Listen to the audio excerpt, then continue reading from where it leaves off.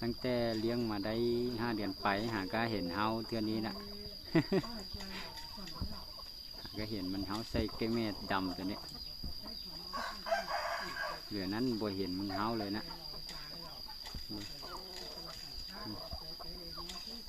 โคตรแห่เลยนะแห่สุดๆเลยนะมักโดดคอนตอนไปเอามักโดดคอนบินมาใส่หน้าเขานะ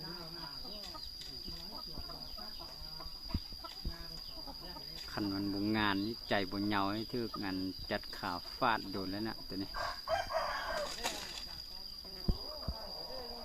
คนงานคือที่สุดเลย